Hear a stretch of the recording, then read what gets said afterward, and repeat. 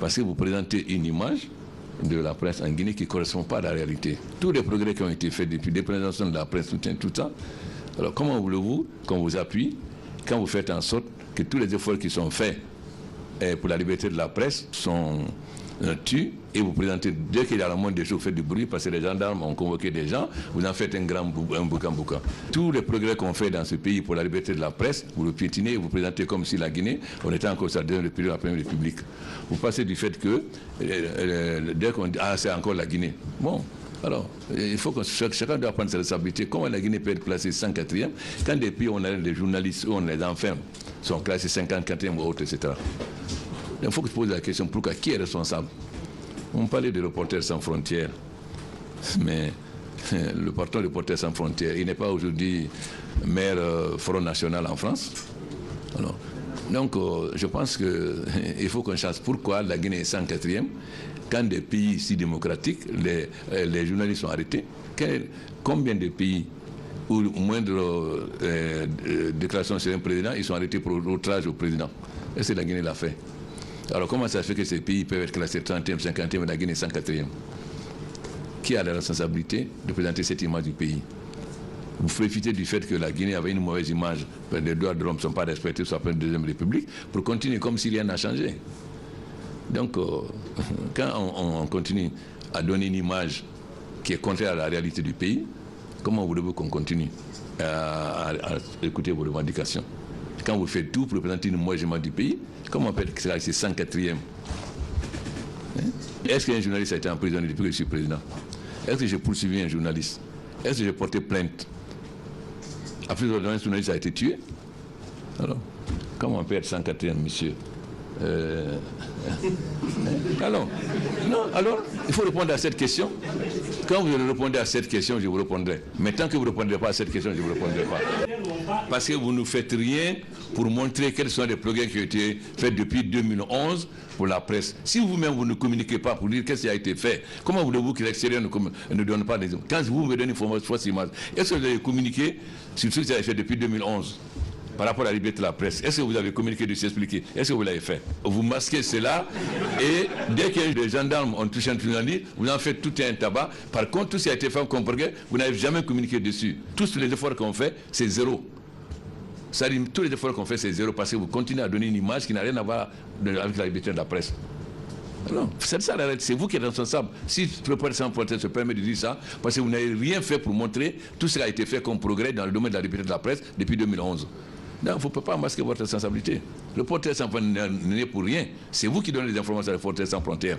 Si vous donnez les informations véritables, ce qui a été fait depuis en Guinée pour renforcer la liberté de la presse, tous les jours vous insultez le président sur la radio. Est-ce que j'ai poursuivi quelqu'un? Dans aucun pays peut oser ça. Est-ce que les journalistes peuvent oser insulter Macky Sall ou Alassane à la radio? Vous savez bien ce qui va en arriver. Et vous voyez ça tous les jours. Alors, qui a donné cette image de la Guinée? Qui? Le Reporters sans frontières n'est pas à Conakry. Qui a donné cette image de la Guinée? Pourquoi vous n'avez pas protesté près de Reporters sans frontières et donné votre propre vision? Pourquoi? Vous auriez pu interpeller et écrire officiellement Reporters sans frontières. Dire ce que vous dites ne connaissent pas la réalité. Voilà ce qui a été fait en Guinée. Pourquoi vous ne l'avez pas fait? Parce que ça vous arrange qu'on nous présente une mauvaise image de la Guinée, pas de liberté de la presse. Pourquoi voulez-vous qu'on fasse des efforts? Si on fait des efforts, c'est comme zéro. C'est-à-dire que tous les efforts qu'on fait, ça ne sert à rien.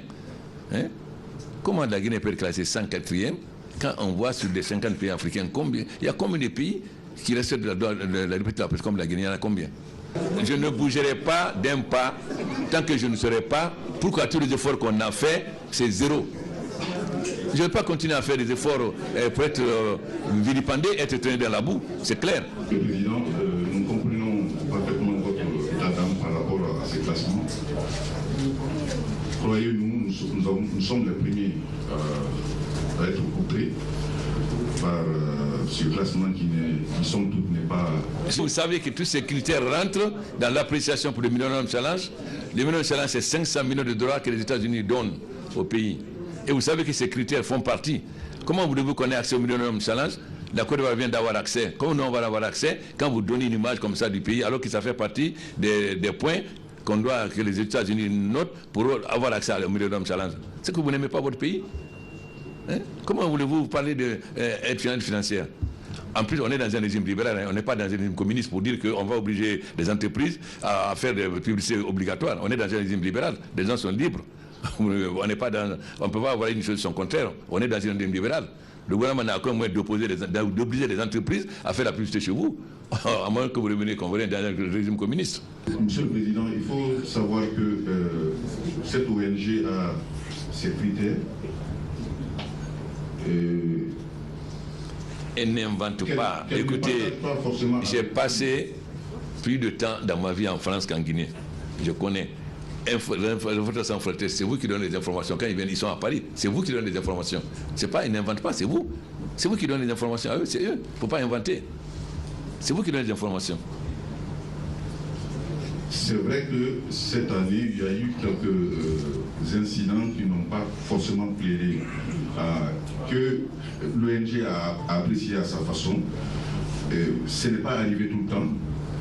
Parce que, autant que je sache, c'est seulement cette année qu'il y a eu un certain recul. Sinon, depuis tout ce temps, le classement était en net progrès. Mais il est vrai qu'il y a eu des informations qui ont été...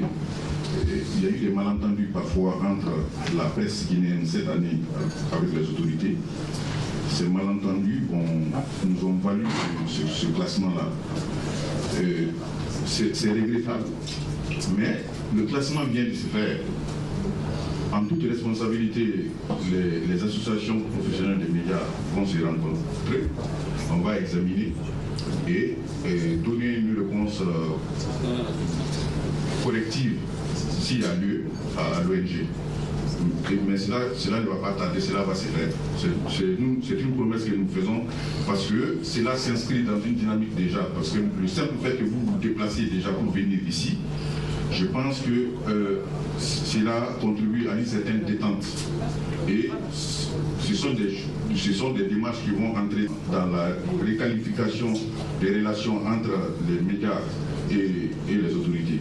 Mais puisque nous aurons la journée de la presse, je vous ai dit clairement quels sont les problèmes. Vous avez dit vos problèmes. Moi, je vais dire aussi nos problèmes. On va maintenant les réponses que vous allez donner. À partir de ce moment-là, on fera la confrontation. Il faudrait que vous répondiez. Depuis que Reporters sans frontières raconte des histoires sur la Guinée, depuis quand vous avez protesté ou écrit? On a dépénalisé la presse. Dans beaucoup de pays encore, la presse n'est pas dépénalisée. Et tout ce qu'on a fait, c'est comme si on n'a rien fait. C'est comme exactement, c'est-à-dire vous profitez du fait que la Guinée, du fait de son passé, a une mauvaise image. Donc on dit encore, bon, quand c'est le Sénégal, non, c'est un pays démocratique. Quand c'est en Guinée, oui, de toute façon, ce n'est pas étonnant. Voilà. Et qu'est-ce que vous avez fait pour montrer que ce n'est pas vraiment de la presse? Qu'est-ce que vous avez fait? Qu'est-ce que vous avez fait? J'espère que d'ici la journée de la presse, j'aurai la réponse. Au terme de la cérémonie, le président de la République a visité les locaux de la maison de la presse sise à Moussoudogou dans le quartier Koléa, échangé en tête-à-tête avec de nombreux journalistes. Professeur Alpha Condé a également eu de longs moments d'échange et de courtoisie avec le chef de file de l'opposition, celui d'Alain Diallo. La célébration de la Journée mondiale de la liberté de la presse a été décrétée en 1993 par l'Organisation des Nations Unies. Au sortir de la salle, le président de la République, professeur Alpha Condé,